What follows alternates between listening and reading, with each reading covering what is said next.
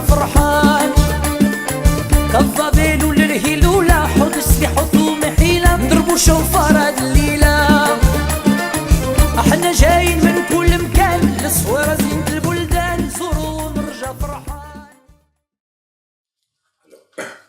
Bishut Morav et Rabotai, la paracha de cette semaine, c'était, vous savez, toutes ces semaines-là qu'on a passées depuis après Pessah, on a parlé de Shmini, la paracha de la construction de Beth Amikdash. On a parlé de la paracha aussi de la mort de Nadav et Abihu, des grands tzadikim. La Torah elle a parlé de la naissance d'un enfant, de Parashat Tazria. Après, la Torah elle a parlé de Metzora. Metzora, c'est la lèpre qui vient à cause de la médisance. Et maintenant, la paracha, après la paracha de Aher Mot Kiddushin, après la mort de Nadav et Abihu, c'est une nouvelle paracha, les lois de Kippour. Après la Torah, elle parle de Kiddushin Tiyu, il faut être saint. Et maintenant, on va parler de Emor Ve'amarta. Emor Ve'amarta, ça veut dire que, c'est quoi Emor Ve'amarta? Ça veut dire que lorsque les parents,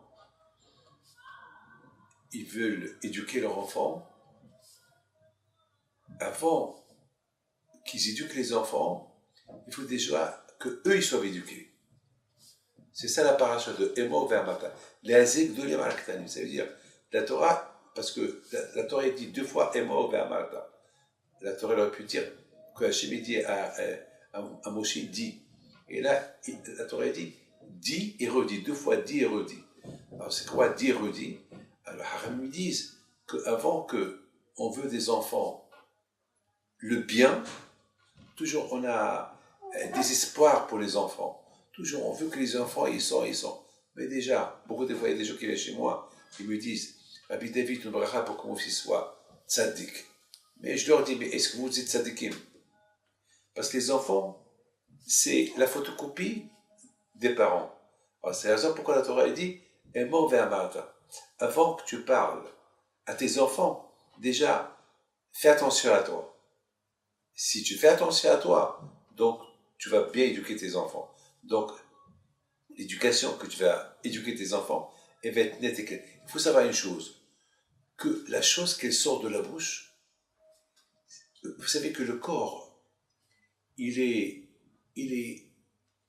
y a un mécanisme dans le corps, que lorsque, vous savez que dans un avion, si dans un avion, il n'y a que Dieu préserve, un contact qui n'est pas fait, tout l'avion il est en danger.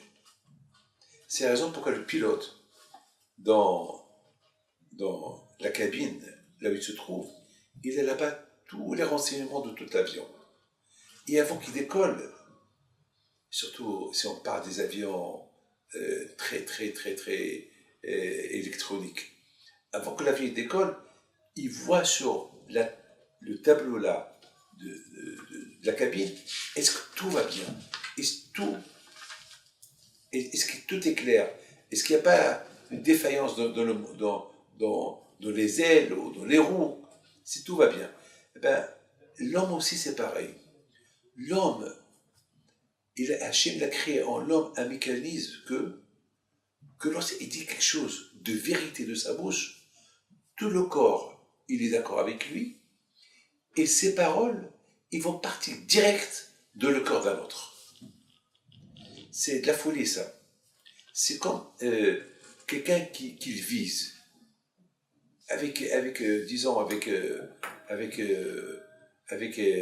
je sais pas moi, avec une mitraillette ou il veut viser avec un revolver. Si il vise pas très bien, bien sûr, c'est un échec. Ce qui va tirer, ça va partir en l'air. Il faut qu'il ait une expérience pour savoir comment tirer, et lorsqu'il tire, il va bien tirer. C'est quelque chose de magnifique, ce que je suis en train de dire. Parce que toujours on a posé la question, comment Haram me disent, les paroles qui sont du cœur, elles rentrent dans le cœur?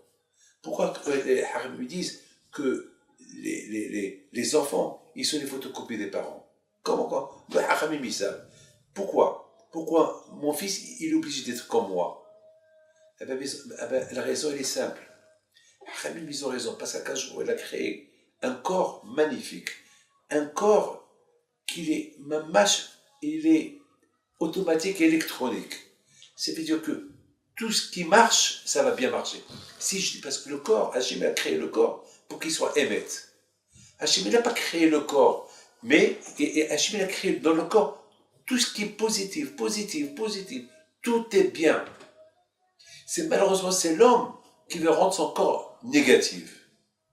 Alors, c'est pourquoi on dit les tzadikim, les paroles qui sont des tzadikim, c'est du feu.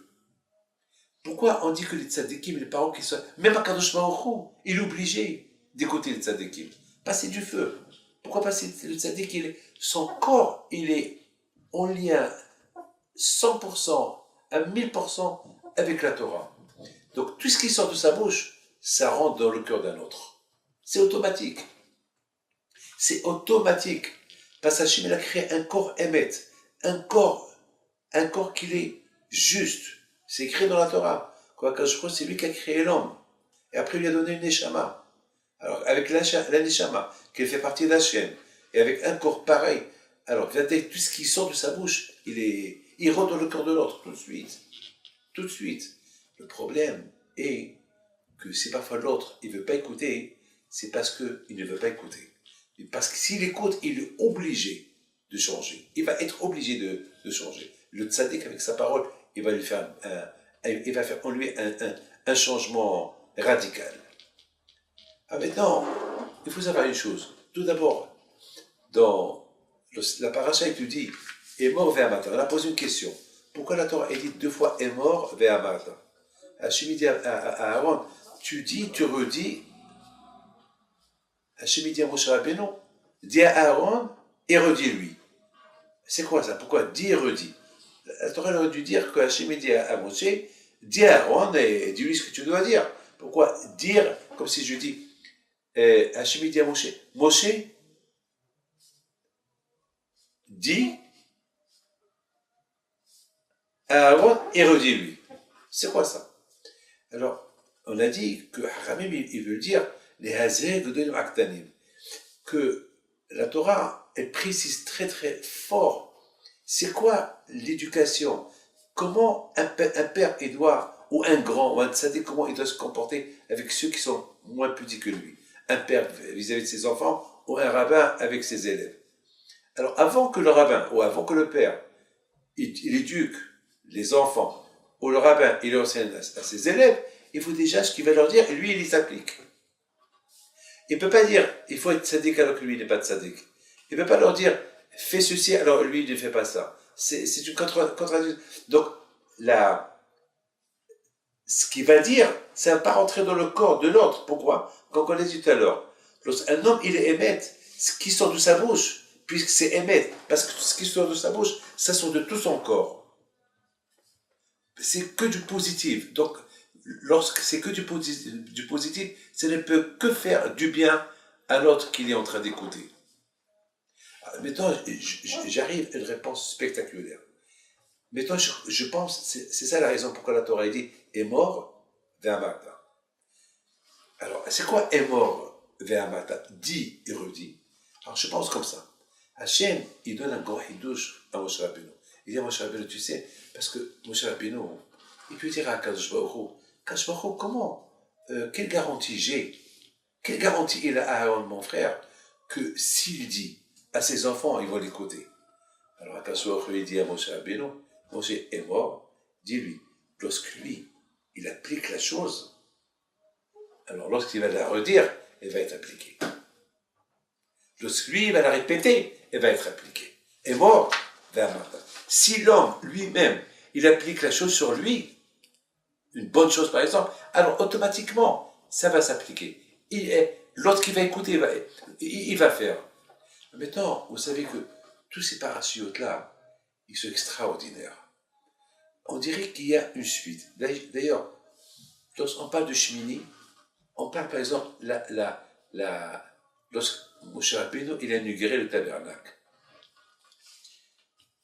Et pendant l'inauguration du tabernacle, malheureusement, Nadav et Abihu, ils sont morts. Qu'est-ce qu'on apprend de là? C'est quoi le limoud? Eh bien, le limoud, il est de la même façon que le tabernacle. Il fait pardonner les fautes des Juifs. La Torah nous apprend que les tzadikim, la mort des tzadikim, ça fait pardonner les fautes de tout Am Israël. C'est la folie, ça. Comment vous pouvez comprendre que la mort des tzadikim, elle fait pardonner la faute de tout Am Israël, comme le Beit Mikdash, où on faisait les sacrifices? Quel rapport entre le Beit Mikdash et la mort des tzadikim? Alors, la réponse, elle est simple. On dit que les tzadikim, ils sont le Beit Mikdash de Hakadosh Baruch Hu. Le Beit Mikdash a été détruit. Hachem, il a remplacé le Beit Mikdash par des tzadikim. C'est eux qui deviennent le Beit Mikdash. Qu'est-ce qu'est le Beit Mikdash? La Sha'at Hashchena. Il y avait la présence d'Hachem dans le Beit Mikdash. Eh bien, les tzadikim aussi, il y a la présence d'Hachem en eux. Donc leur mort, c'est comme une destruction de Beit Mikdash. Mais maintenant, on comprend très très bien, tout de suite après la paracha de Shmini, il y a la paracha de Tzatzriah Metzora. C'est quoi le lien de Tzatzriah Metzora avec la paracha de Shmini? Elle te parle, maintenant, la paracha de Tzatzriah, elle te parle tout d'abord de la naissance d'un enfant, ou la naissance d'une fille. On nous parle de les naissances. Ça veut dire que la Torah, elle veut te dire que si on veut avoir des tzadikim, il faut la conception de l'homme et de la femme. Il faut qu'elle soit tellement nette et claire et pure pour qu'ils vont mettre au monde des garçons et des filles tzadikim, qui vont être eux les Beit Mikdash. C'est comme qui dit Béchon il dit que la Torah c'est des conseils. La Torah c'est des conseils. Tout ce qu'il y a, on prend des conseils de la Torah. Parce que vous savez que le juif il est programmé. Le juif il a un programme. Il a un programme dans sa vie. Lui il peut pas faire ce qu'il veut. Il peut pas vivre comme il veut. Il peut pas vivre comme il veut. Il ne peut que vivre selon ce que la Torah lui dit de faire. Donc c'est la raison pourquoi on nous parle d'inauguration du temple et on nous parle comme que le tzaddik c'est comme le temple et le temple est comme le tzaddik. C'est pour ça qu'on ne parle de la mort de Nadav et Abihu. La mort de Nadav, et tu dis, de la même façon que dans le temple, avec les sacrifices qui se passent dans le temple, ça fait pardonner les fautes de Am Israël, comme ça la mort des tzadikim, ça fait pardonner la faute de Am Israël. Très bien. Mais la Torah te dit, mais pour que tu sois sûr que tes enfants, ils seront comme des tzadikim, comme Nadav et Abihu, il faut que leur conception ils soit dans la kashrut, dans la kedusha. Que ce soit pour une fille, que ce soit pour... Après la Torah te parle de la tsarat, la lèpre.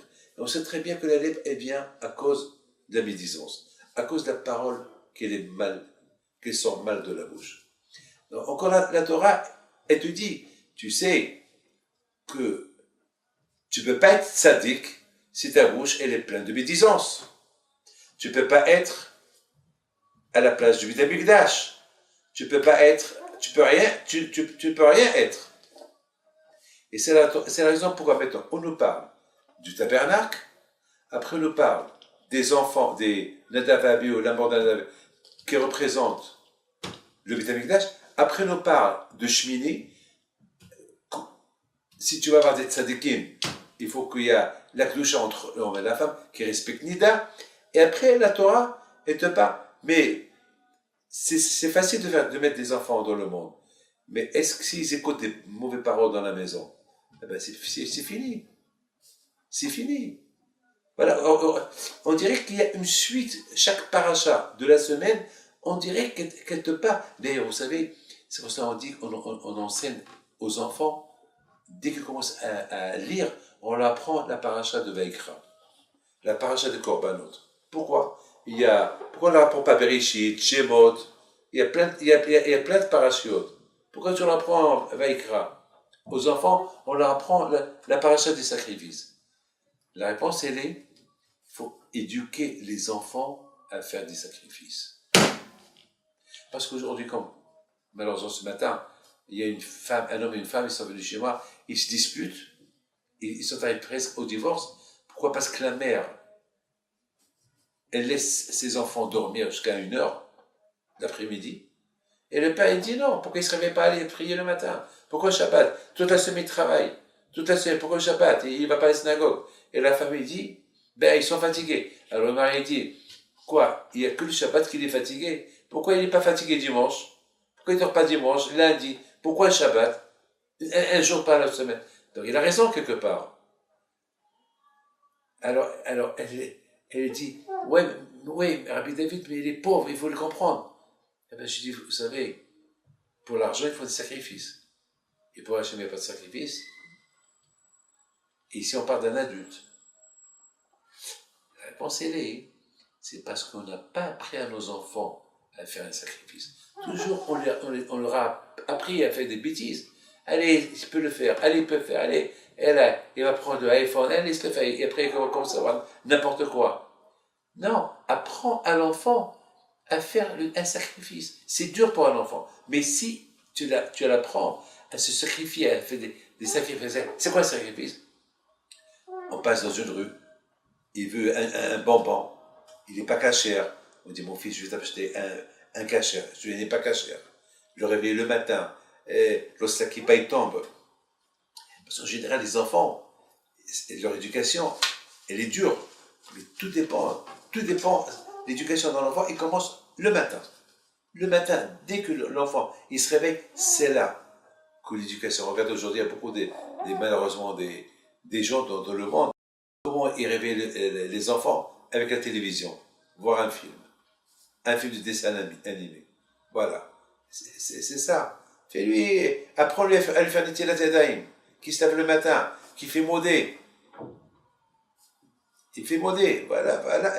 C'est la raison pourquoi on apprend toute la suite d'un enfant, comment il va grandir, c'est en lien et en rapport avec sa jeunesse. Comment il a grandi. Et lorsqu'il fait des sacrifices, lorsqu'il est jeune, il va grandir en faisant des sacrifices. Après, il va dire, non, pourquoi moi, David Pido, j'ai pas le Sahara de beaucoup de choses? Non. Et pourquoi non? Parce que je fais un sacrifice. J'ai mon instinct qui me dit, allez, fais ce que tu veux. Et j'ai la Torah qui me dit, David, tu peux pas faire ce que tu veux. Alors si moi, depuis ma jeunesse, j'étais éduqué à faire des concessions et à faire des sacrifices pour le bon Dieu, donc même le plus que je grandis, je vais faire des sacrifices. Tout dépend de moi. C'est la raison maintenant pourquoi la Torah, elle nous parle dans la Sidra de Vaikra, déjà, apprenez à vos enfants comment se sacrifier pour Hachem, et au fur et à mesure qu'ils grandissent dans cette idée-là, il va devenir un Mishkan pour Akadosh Baruch Hu, et Akadosh Baruch Hu va le considérer comme un Mishkan. Mais déjà, il y a des conditions. Quelles conditions? Lorsque le père et la mère ils font attention pendant qu'ils sont ensemble et comment ces enfants-là ils vont naître. Si ces enfants-là ils vont naître dans la Kedusha, il y a beaucoup on peut être fier d'eux. Il y a beaucoup des choses il y aura quelque chose d'eux qui va sortir, qui vont être la maison de Hakadosh Baruch Hu. Et après, ils vont être Kiddushim. Ils vont être saints. Et là, il faut beaucoup faire attention à une seule chose. Ce qui se dit à la maison. Tazaria Metzora. Parce que ce qui se dit à la maison, l'enfant, il le capte très fort. Il va grandir avec ça. Donc la Torah, elle te donne des conseils. Et après, la Torah, elle finit en beauté. Et si tu veux arriver, Be'ezat Hashem, à avoir des enfants dans la Torah, Shmini, on vient d'expliquer chaque paracha ce qu'elle représente, alors, ce que tu vas dire, ils vont le faire. Parce que ce que tu fais à toi, ils vont le faire. Mais si, de tout ce qu'on a dit maintenant, le Père ne le fait pas, Mais il ne faut rien s'attendre à l'enfant. Il n'y a rien à s'entendre. Il ne faut pas s'attendre à quelque chose de beau. Vous savez, il y a quelque chose de beau. Il y a, comment ça s'appelle, c'est écrit dans la Torah, je crois que c'est dans Malachim, c'est écrit que Moshe Rabbeinu, comment ça s'appelle, il y a un avis, une fois qu'il a fait montrer, il a prouvé à tous les Juifs que Hachem, il existe, et que l'idolâtrie, c'est du nul, Moshe, il y a un avis, il n'était pas très content de tout ce qui s'est passé. Quand je vois il y a un avis, dis-moi, qu'est-ce que tu as? Il me dit, je suis toujours en colère sur les Juifs qui font l'idolâtrie. Et quand je vois il dit à Eliyahu, mais pourquoi tu critiques les Juifs? Alors moi j'étais choqué. Comment? Mais Eliyahu, il critique les Juifs. Mais parce qu'ils font l'idolâtrie. On dirait que quand je crois il est d'accord avec Eliyahu, un ami que les Juifs font l'idolâtrie. C'est quoi? Il dit, qu'est-ce qu'il y a? Il dit, je suis en colère. Que les Juifs, ils ont fait l'idolâtrie et ils ne respectent pas la halakha, la Torah. Alors, la question, il a raison. Vous savez ce que je lui dis à Akash Baruch Hu? Il dit, puisque tu critiques comme ça mes enfants, alors je te donne un conseil. Tu vas nommer un autre prophète à ta place, et toi, tu vas monter au ciel. Et, alors il dit quoi? Parce que j'ai dit quelque chose de vrai, tu veux me punir? Il dit non seulement je te punis, mais à partir de maintenant, tu vas venir à chaque juif qui fait une Brit Mila, tu vas aller assister à la Brit Mila. Toi qui dis que les juifs ils sont idolâtres, tu vas voir que les juifs ils font quand même la Brit Mila. Et la Gemara, il dit qu'il y a un ami, il le répond, il lui dit, et comment tu me laisses aller à la Brit Mila alors ils sont des Shaim? Il faut l'idolâtrie, il faut la Brit Mila. C'est des hypocrites. Kashmir lui donne une belle réponse. Il dit, tu sais, Eliyahu, un juif, même s'il est rachat, s'il fait la Brit Mila, je lui pardonne toutes ses fautes. La folie, ça. Même s'il est rachat, lorsqu'il fait la Brit Mila, je lui pardonne toutes les fautes. Ça veut dire, tous ces juifs-là que vous voyez dans la rue, qui font ni Shabbat, ni rien du tout, le fait est parce qu'ils assistent à un Brit Mila, ou ils vont à un Brit Mila, que je lui pardonne toutes leurs fautes. Mais toi, bien, je voudrais pardonner que c'est beau ce midrash-là, il est super. Mais pourquoi Kadosh Baruch Hu, il punit, il y a un avis, parce que il a critiqué les Bnei Israël. Il a dit, Kanokiniti Lachem, je ne pouvais pas voir que les Juifs, ils font la Brit Mila, ils font l'idolâtrie. Il a raison, il n'a pas menti à Kadosh Baruch Hu, il a dit vrai, oui ou pas? Et en plus, c'est pas de la Shonara, puis ça, Kadosh Baruch Hu, il sait. Kadosh Baruch Hu, il voit tout. Hachem, il voit tout, il voit de là-haut que les Juifs, ils critiquent. Donc, c'est pas la Shonara, c'est par exemple, moi je critique quelqu'un, je vais chez toi, je lui dis, tu sais, tel et tel, il a fait ça et ça. Ah, ça c'est de la Shonara. Mais c'est par exemple, là, c'est pas de la Shonara, puis ça, Kadosh Baruch Hu, il voit tout ce qui se passe. Il y a un ami, il a simplement dit quelque chose. Et on voit qu'Hachem, il a puni. Il a dit, puisque tu parles comme ça sur Am Israël, alors je veux que toi, maintenant, tu assistes à chaque Brit Mila.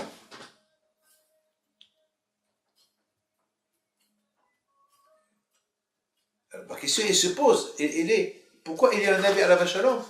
Il veut même assister à la Brit Mila. Parce qu'ils sont des chahis. Il a fallu quand je lui dis, lorsqu'il y a une Brit Mila, je pardonne leurs fautes. La réponse est, d'un côté, on se pose la question, pourquoi Hachem il punit Eliyahu? Eliyahu, il n'a rien dit. Et d'autre côté,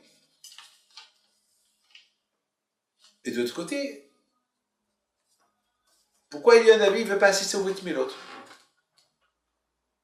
Il a fallu qu'Hachem lui dise, tu peux assister, parce que lorsqu'il y a la Brit Mila, je pardonne à tous les Juifs qui sont là-bas, donc tu es entouré que des Juifs qui sont tzadikim. C'est la folie, ça. Hein? Et là, Bémet, j'ai réalisé combien Kadosh Baruch Hu, c'est dur pour lui d'écouter même une mauvaise phrase sur les Juifs. Hachim, il sait qu'ils sont Réchaïm, mais toi, il ne faut pas le dire. Hachim, il voit que je suis Racha, mais il ne faut pas que Hachim dise à Kadosh Baruch Hu, David, c'est un Racha. C'est la folie, ça. Tu sais pourquoi? Parce que Kadosh Baruch Hu, il considère le peuple juif, la Torah, et Kadosh Baruch Hu, on est comme une seule, had. On est liés l'un avec l'autre. Au moment que quelqu'un parle de la Shonara sur un juif,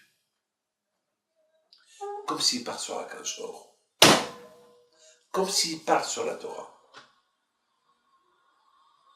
Même que je dis de la vérité. Même que je dis la vérité. Et ce monsieur-là, il est considéré aux yeux d'Akadosh Baruch Hu comme qu'il parle la vérité, mais il parle de la Shonara. Akadosh Baruch Hu, il est là, mamash, tout le temps, pour protéger Am Israël.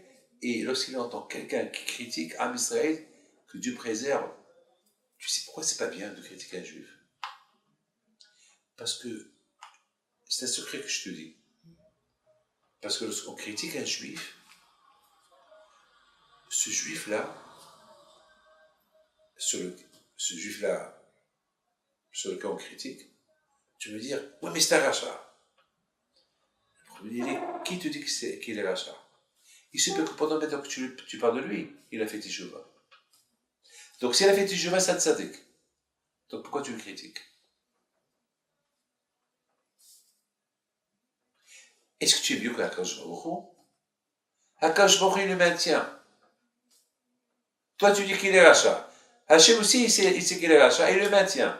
Alors, est-ce que tu es mieux qu'Akadosh Baruch Hu? Lui, il le maintient et toi, tu le casses? T'as compris?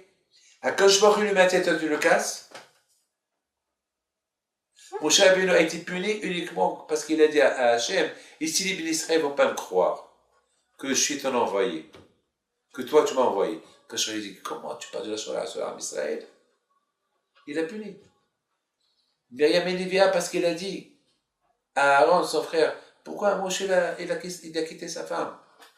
Elle a dit la vérité, elle n'a pas dit quelque chose de méchant, elle a dit la vérité. Même cette vérité-là, quand je ne l'a pas aimée. Ah, maintenant, pourquoi dans la Torah on nous parle? Regardez, maintenant vous avez compris. Pourquoi quand je l'a puni Eliyahu? Parce que ce n'est pas Eliyahu de décider si Am Israël il subit une punition ou pas. C'est Hachem qui décide.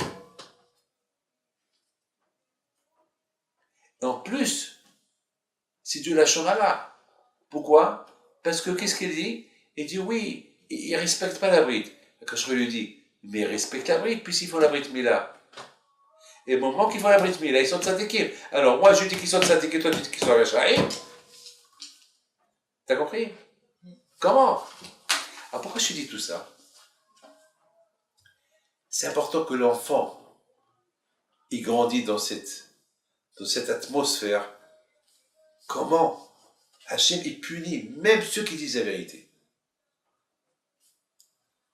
Alors, comme ça, toi, tu vas te dire, s'il y a un avis, si Moshe Rabbeinu, si Myriam et Livia ils ont été punis à cause de quelque chose de vrai qu'ils ont dit, alors moi, qui est en train de parler à ma femme et les enfants qui sont en train d'écouter, Hachem Ishmo, que Dieu préserve, les dégâts que ça peut causer sur les enfants. Et après, si tu veux éduquer tes enfants plus tard, et moi vers matin, ça ne va pas marcher. Parce qu'il y a beaucoup de gens qui viennent me voir et me disent, ah Bilal, mais pourquoi? Mais quelle est la raison? Pourquoi on n'arrive pas à éduquer nos enfants? Pourquoi nos enfants nous écoutent? C'est maintenant que tu te poses cette question. Essaie de te rappeler qu'est-ce que tu as dit chez toi à la maison.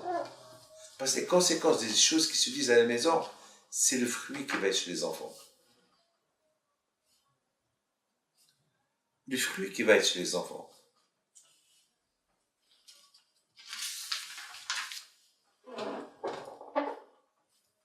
Là, je te raconte une belle histoire. Il y avait une fois un rabbin, que lui, c'était le rabbin de la ville, un tzaddik. J'ai oublié son nom. C'est un tzaddik qui est très connu. Il était en train d'étudier, et lui, de temps en temps, il avait un gamah.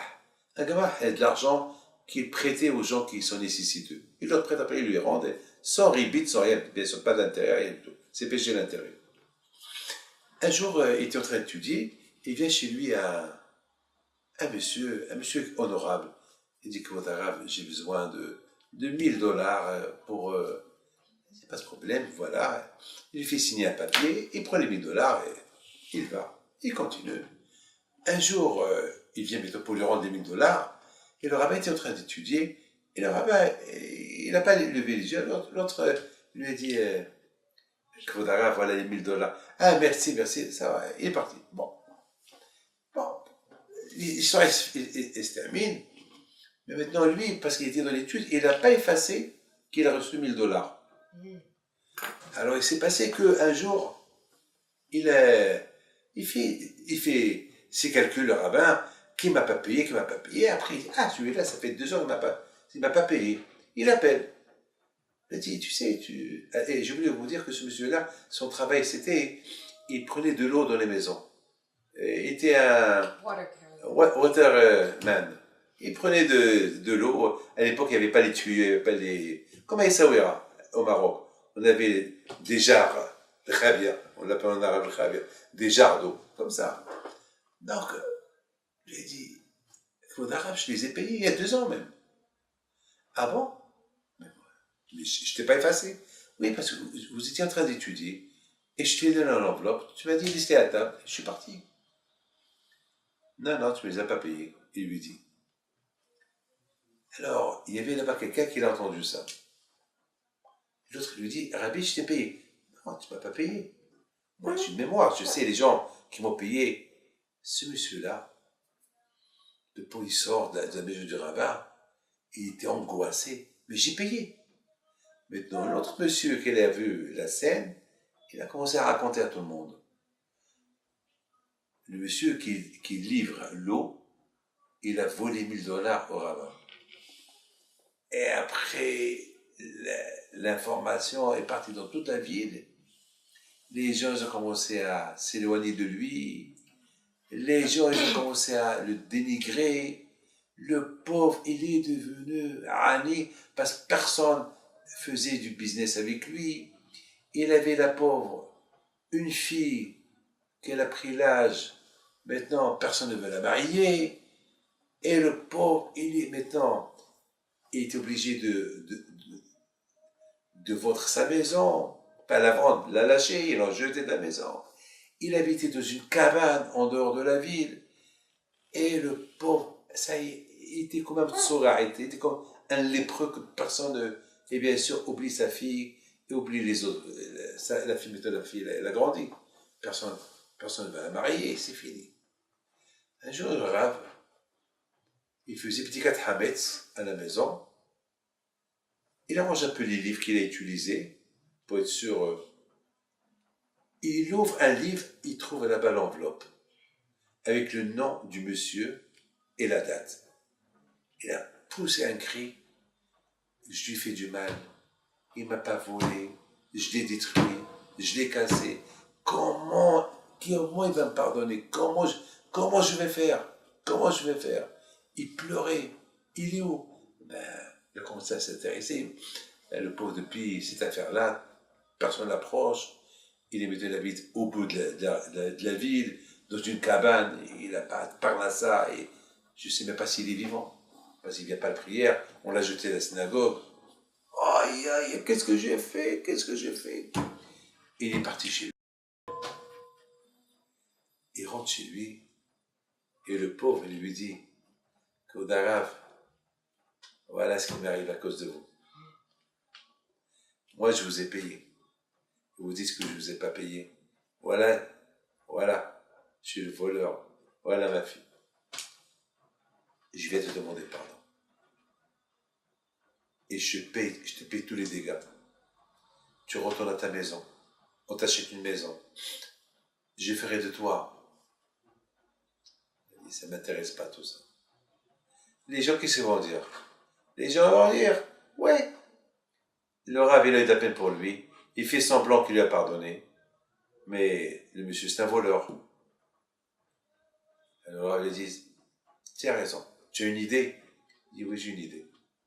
J'ai une fille qu'à cause de vous, elle n'est pas mariée. Tu me donnes ton fils pour elle. Là, les gens, ils vont dire, c'est pas possible, c'est un voleur. Le rabbin, il n'aurait pas donné son fils. Il n'y a que ça. Tu ne me fais pas ça. Mais si je te pardonne, tu m'as détruit. Elle dit, j'accepte. Et il a marié, et les ont mariés, et le monde entier a demandé pardon, et ils ont compris que, voilà. Ça, c'est le tzaddik. Ah, maintenant, quelle est la raison pourquoi ce rabbin-là, il a accepté de donner son fils, un grand Talmid Chacham, à la fille de ce pauvre? Parce que, c'est quoi un lashon hara? Lorsque tu parles de lashon hara sur quelqu'un, tout le monde s'éloigne de ce quelqu'un. Comme un lépreux. Quelqu'un qui est lépreux, on a peur de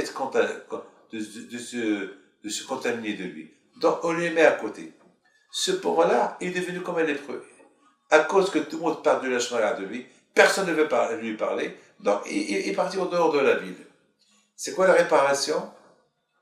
La réparation, c'est qu'il faut qu'il reste seul en dehors du public. Et c'est quoi la réparation? Ça, c'est la punition. Mais c'est quoi la réparation? C'est l'union. Je t'ai critiqué, je m'associe avec toi. L'union. C'est moi qui t'ai causé la séparation. Il y a la séparation et il y a l'union. Il y a le guet, il y a la ktuba. Le guet, c'est la séparation. La ktuba, c'est l'union. L'union. L'union. Et c'est ça, mais c'est ça, ce que la Torah, c'est ça, Emor ve'amarta. La paracha de Emor ve'amarta, lorsque Hachem, il dit à Moshe Rabbeinu, dit et redit à Aaron et à ses enfants, c'est qu'on a posé la question, pourquoi la Torah est dit 2 fois, dit et redit? Et la réponse, elle est, pour que les enfants, les Azrik Gdolim Aktanim, pour que les enfants, ils prendront un bon exemple de papa. Il faut que papa, il soit un homme. Il faut que le papa et la maman, ils soient honnêtes avec eux-mêmes. Donc, tout ce qu'ils vont transmettre à l'enfant, ça se transmet d'un corps qui les émette. Tu comprends? C'est pour ça qu'on dit, Dvarim shutzim nalev nechnasim lavlev. Les paroles qui sont du cœur, ils sortent, ils rentrent dans le cœur. Mais il y a des conditions à tout ça, mes enfants. Il y a des conditions à tout ça. Il y a des conditions. C'est quoi les conditions? Des conditions, il y a un début. Et c'est quoi le début des conditions? Tout d'abord, apprendre à l'enfant comment se sacrifier pour faire une mitzvah. Parce que l'enfant, il va se sacrifier pour faire des bêtises. Regardez les enfants. Ils vont prendre, pendant les vacances, les choses risquées qu'ils font. Ils font des choses très risquées. C'est vraiment, ils mettent même leur vie en danger. Alors, le père, il doit enseigner à l'enfant de faire des sacrifices dans la Avodat Hashem. Le réveil le matin, pour aller à la prière, Nitilat Yadayim, laver les mains, une kippa à la maison, le manger cachère. C'est ça. C'est ça. Alors, la Torah, elle nous donne des conseils. Et après, la Torah nous donne un autre conseil.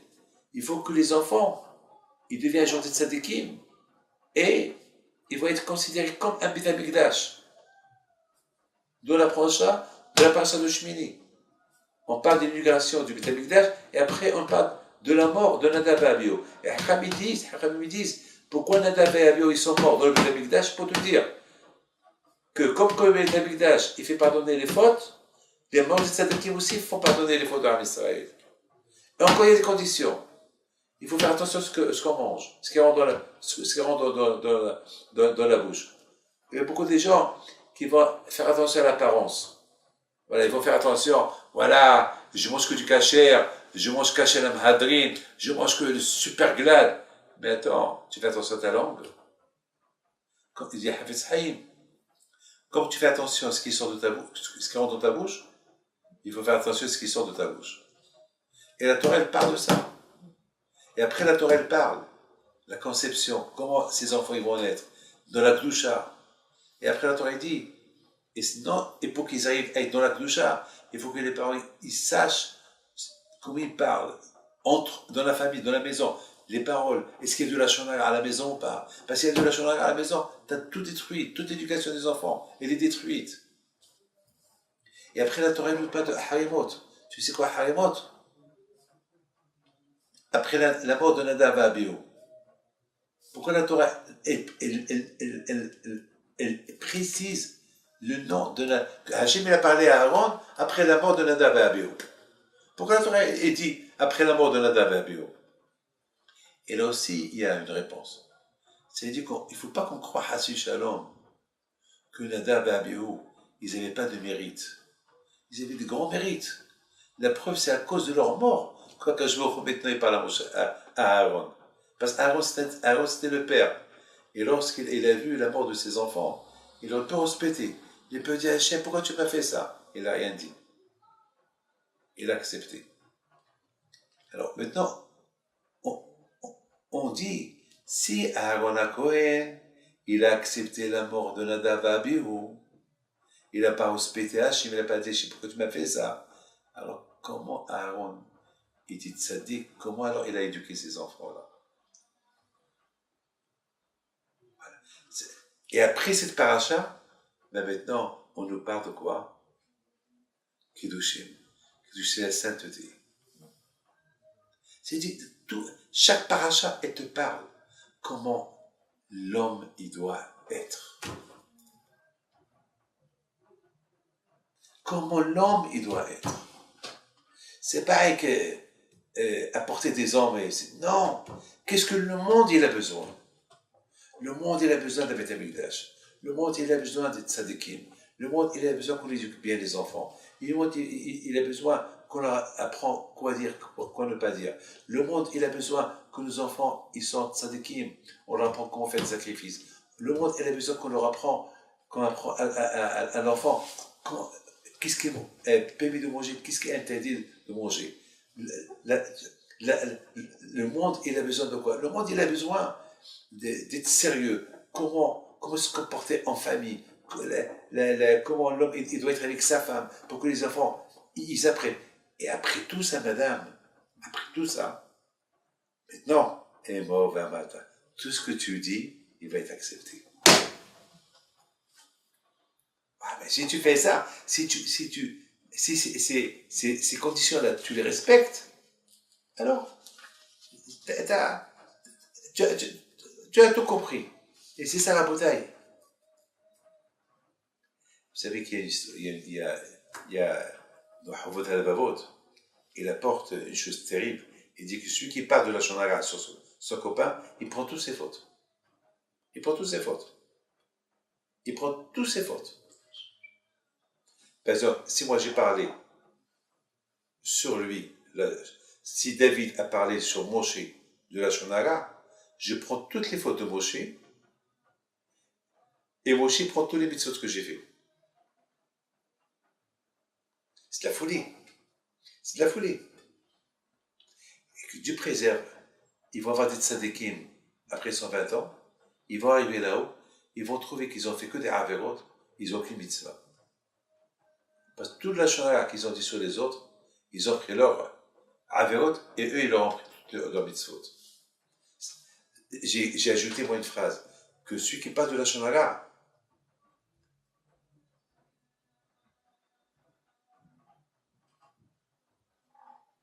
comme moi, j'ai critiqué celui-là, et alors tout le monde s'éloigne de lui, parce que quand je critique quelqu'un, tout le monde s'éloigne. Quand la Istamskin a une femme, elle est venue chez moi aujourd'hui, elle était en plein chidour,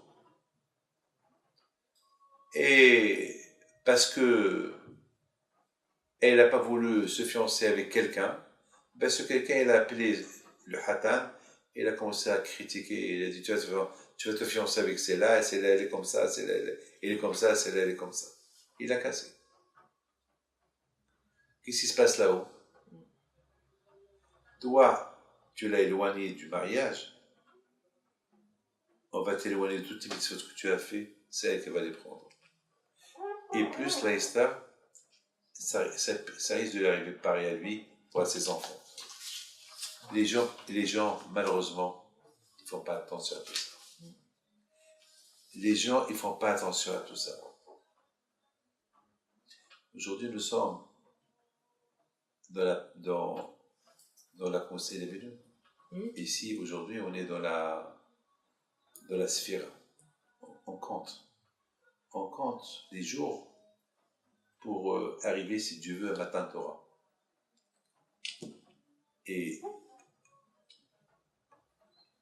on fait le deuil sur les élèves de Rabbi Akiva. C'est dur d'imaginer 24 000 élèves de Rabbi Akiva qui sont morts. Ils sont morts. C'est pas parce qu'ils se critiquaient, peut-être parce que le Nahago Kavod Zebezé.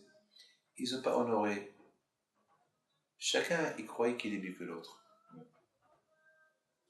C'est-à-dire que chacun, il ne s'intéressait pas à la grandeur de l'autre. En général, pour arriver à comprendre la grandeur de l'autre, il faut que je discute avec lui. Toujours à travers des discussions, on voit avec qui on a affaire. Et oui, chacun ne s'intéressait pas à l'autre. Donc le fait déjà que chacun ne s'intéresse pas à l'autre, ça veut dire que chacun n'a pas fait caveau à l'autre. Et tu te rends compte, j'ai une preuve éclatante que j'ai raison. Imagine-toi, il avait un Beth Midrash où il y avait là-bas 24 000 élèves. Ça veut dire une yeshiva 24 fois plus grande que la yeshiva de Ponevitch. Parce que le Beth Midrash de Ponevitch, parfois il y a 1000 élèves là-bas. Il peut continuer jusqu'à 1000 élèves.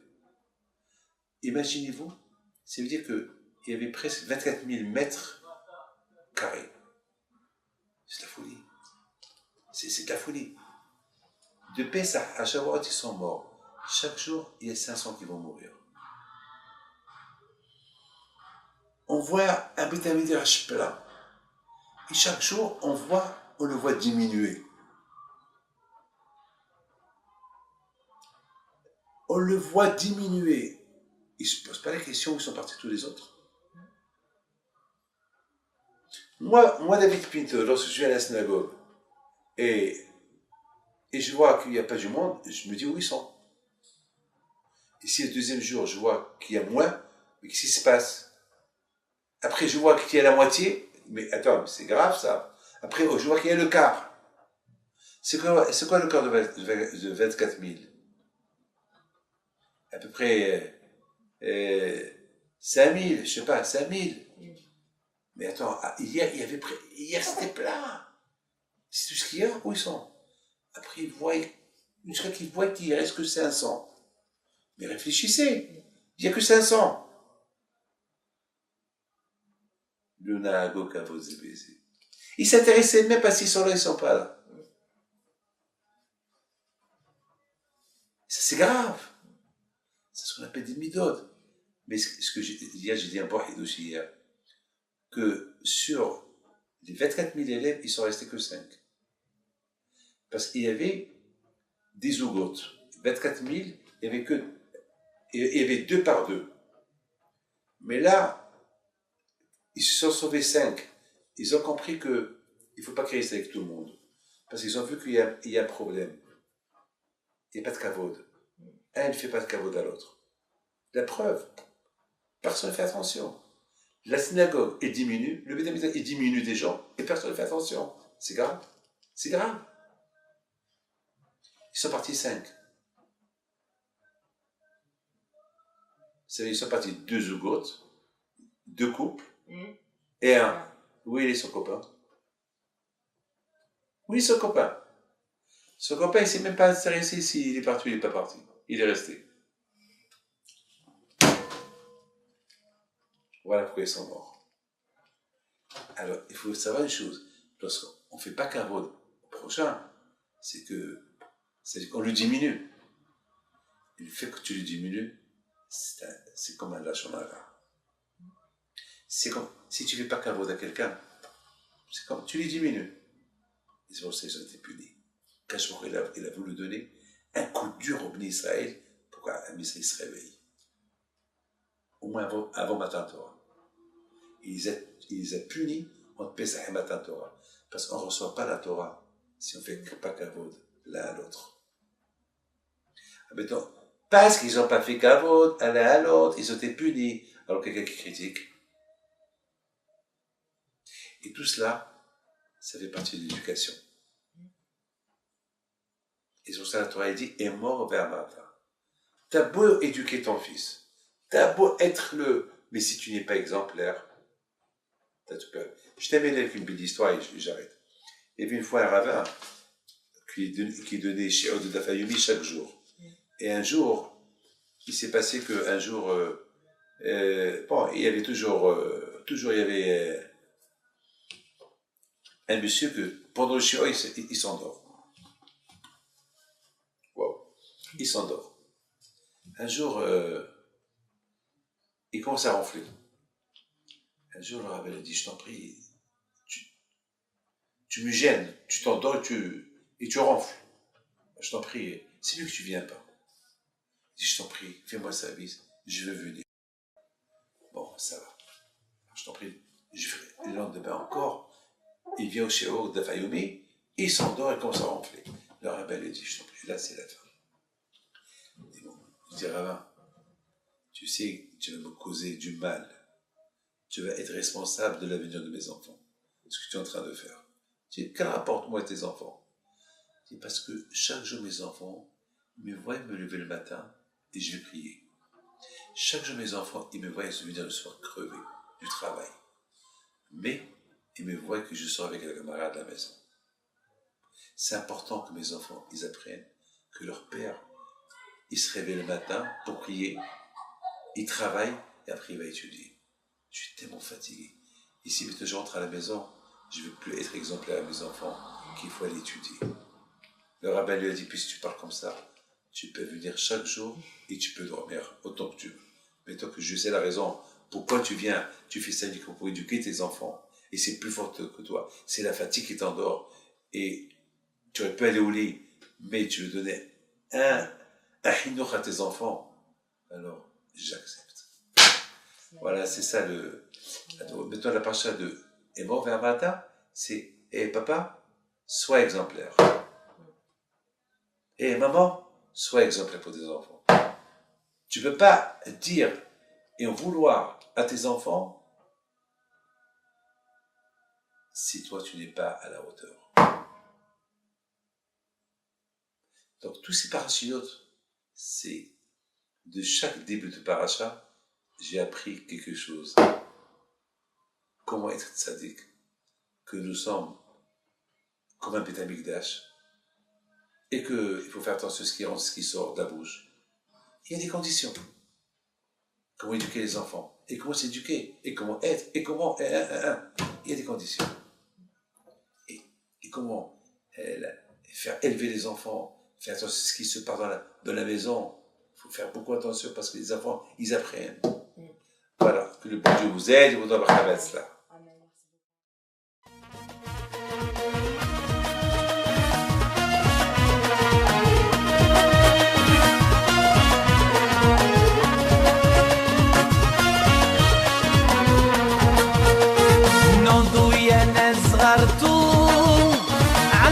حي بنتو وقف لنا زي خو